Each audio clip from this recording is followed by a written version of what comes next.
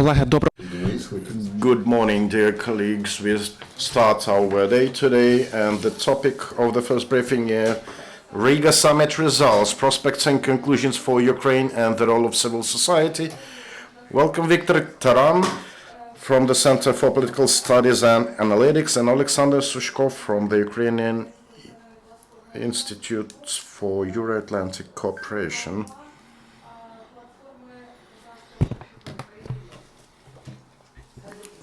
Good morning, dear colleagues. Before we start our press briefing,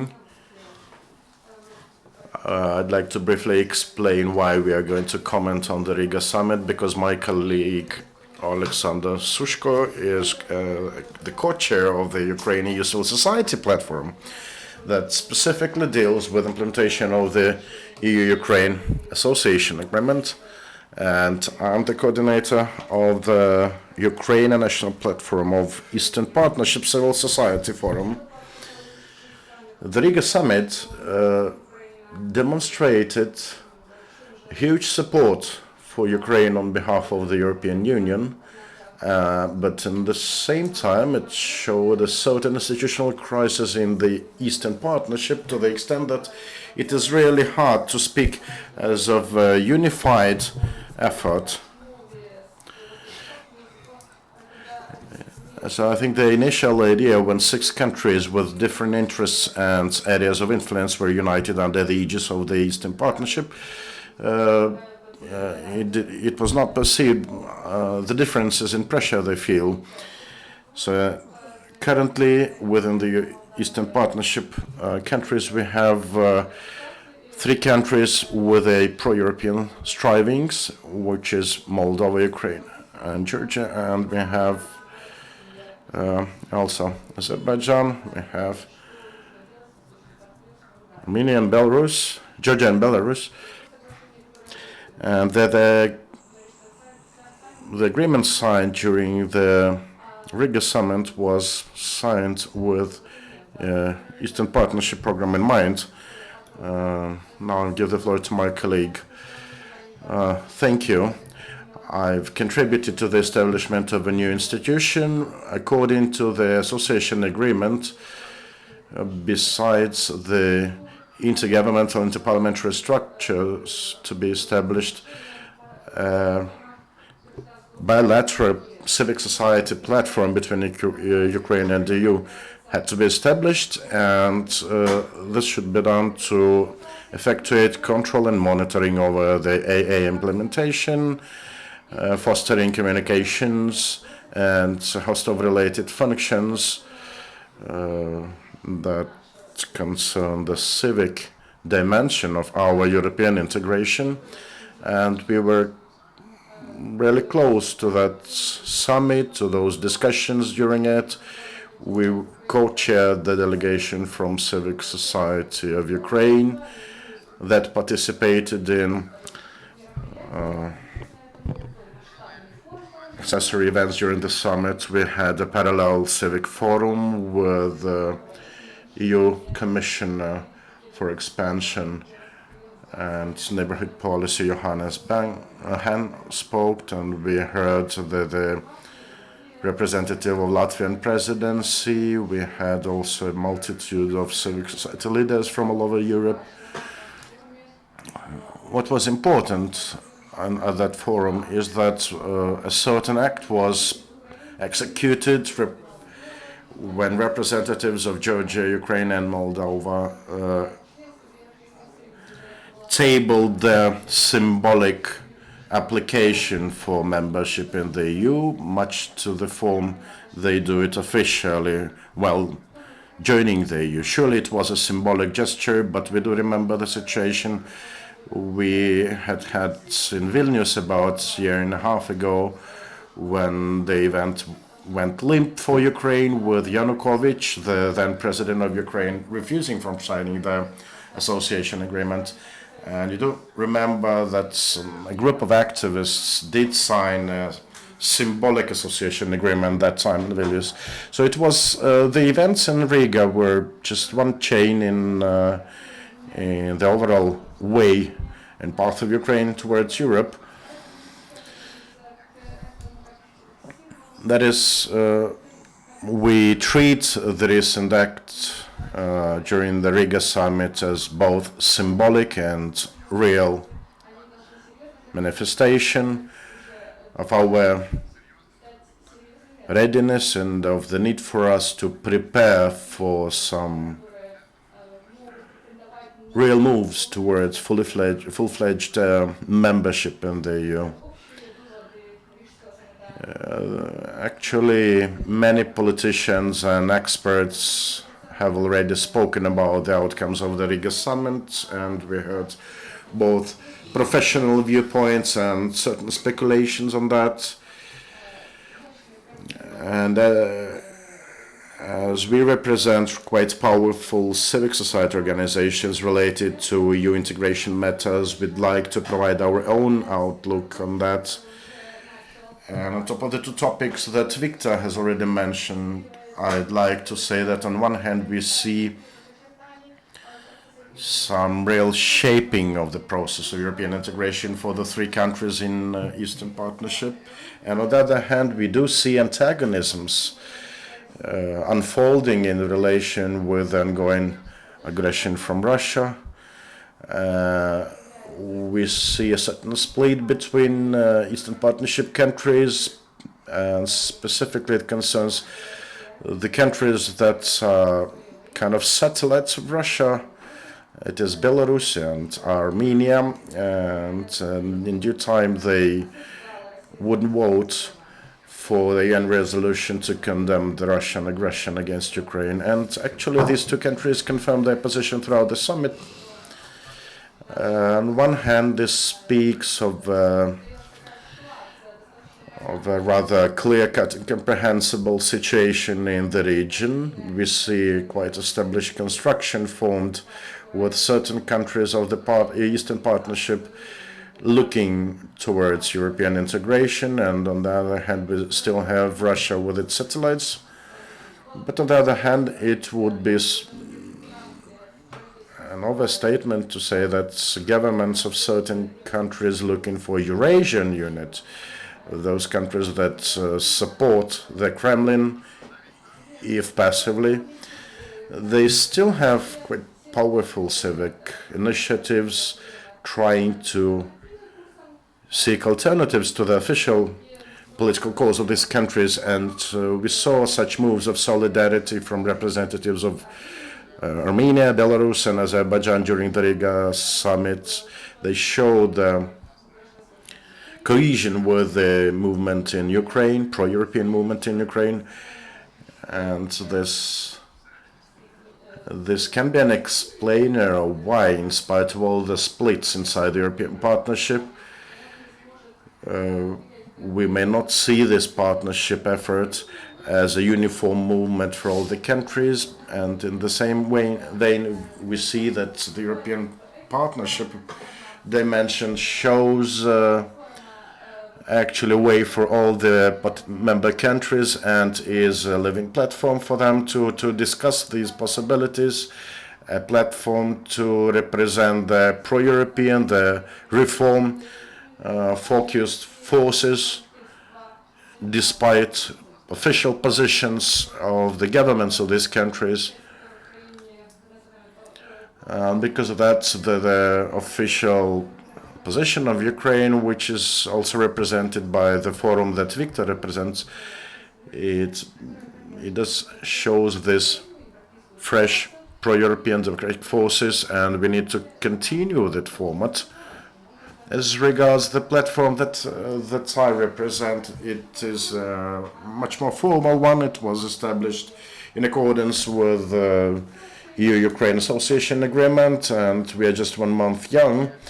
So I'd say that our format is just contributing to the major efforts that Viktor's organization leads, and we still have our serious work ahead. And I'd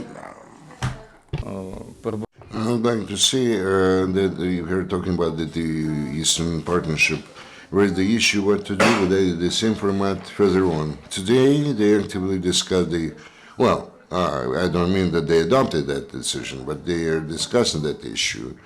the idea, between discussion and adoption, it sometimes has to pass. For example, 6 years the lapse of time between the formation of this partnership in Prague. So we have to create their own line in each country. If previously they had a lot of different issues of options and topics, if you will, then now they are talking about the six major ones: the energy efficiency and energy substitution, migration, human rights, etc., etc. So that later on, when those countries would like to integrate into the European Union, could select their own topic or the specific issue and cooperate directly with the European Union. In this way, the European bureaucrats and politicians believe that they can weaken the pressure exerted by Russia on the Eastern Partnership. What is most important, the decision adopted by the Riga summit, visa liberalization, will it happen or not? Despite the skepticism, Ukraine has a unique chance to get this liberalization of visa in 2016, but we have to take care of the reform of the migration sphere of migration. I'm talking about the sphere of the border security and anti-corruption reform. And the issues pertaining to the anti-corruption reform, there are two key positions: the work of the Anti-Corruption Bureau and starting the combat against the political corruption, like financing of political parties and the change of the source of finance of the parties during the election campaign. I would like to add something regarding the visa liberalization. Of course, the summit actually sent a very clear signal to Ukraine when we can expect cancellation of visas. Actually, this was first time ever when the official European documents actually fixed that they have the date of the end of this year when the committee can pass a positive decision regarding the fulfillment of Ukraine of the criteria to get the visa-free regime, and then we also have to have several months for the Euro Parliament and the Council of Europe to pass their respective decisions. And generally speaking, in half a year from now, we can actually expect the launching of the visa-free regime for the citizens of Ukraine. However, we all say, in this case, our politicians, as a rule, say here this will happen or take place on March 1 or September 1.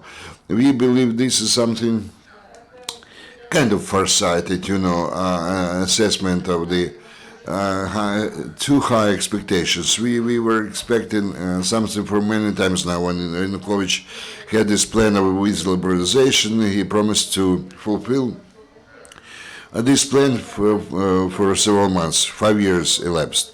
The new authorities actually promised to do something very quickly to have it happen this year. But as we can see, partially in different elites, including the intellectual elite of the society, is kind of misunderstanding or lack of understanding of those difficulties which are related to this kind of liberalization visa. We said, okay, let's start this biometric passports. Issuance of those will allow us to immediately have this visa-free regime.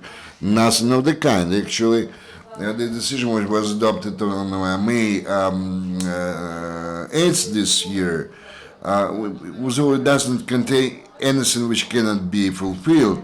But there are a lot of items, and they pertain to a long list of different issues or challenges. And what Viktor said already, anti-corruption work, where we have the biggest gaps, when the major two bodies or agencies are still you can see them only on paper. Despite the fact that they even nominated or elected the head of that agency. So we also, the agency for preventing corruption is also just on paper.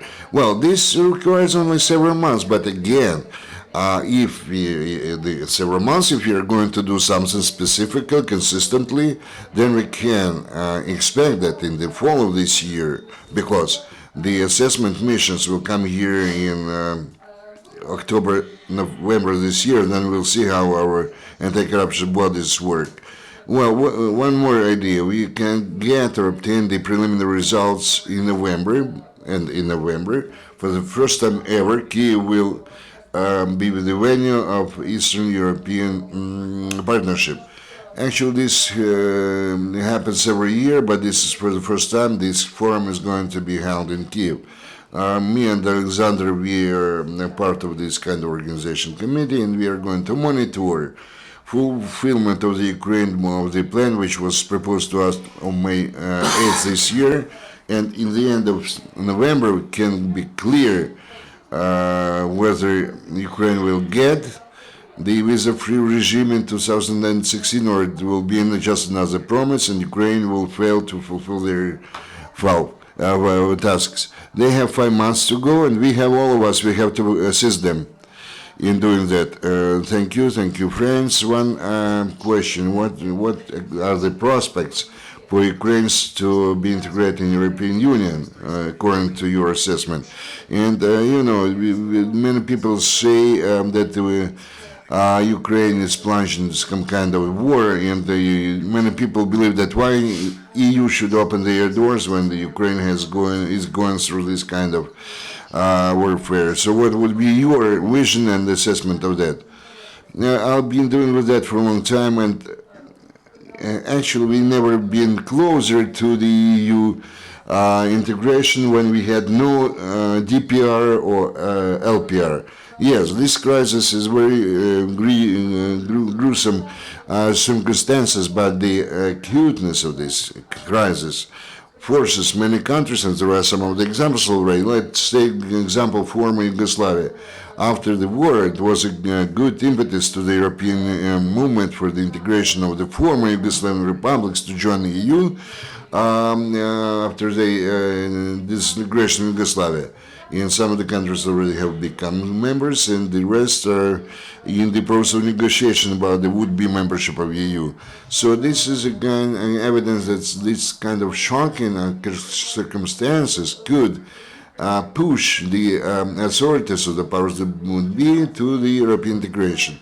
As regards the present situation in Donbass, actually, we are not talking about a situation when we are going to talk specifically about the EU membership, because EU membership is a long-term perspective, while the peace or achieving the peace in Donbass, we want to think this way, is a short-term perspective. So again, we are going to send official application for 2020, but this is only an application. The application can be considered between something between several months to several years, and then the decision has to be adopted about negotiation, about the membership, and providing giving the country the status of candidate member, and then those negotiations can last for years and years.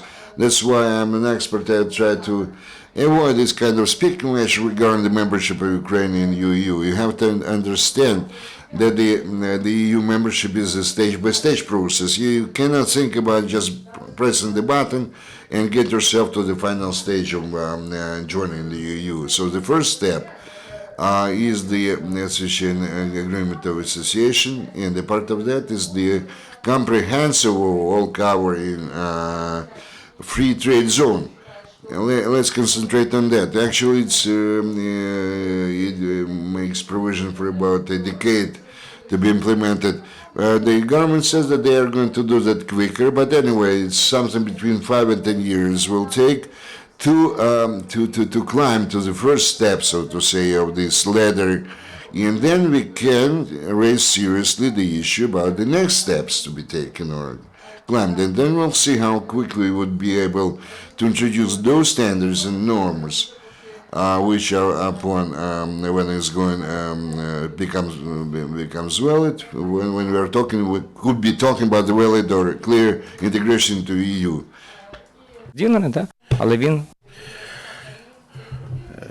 So if there will be political will, Ukraine will be accepted, but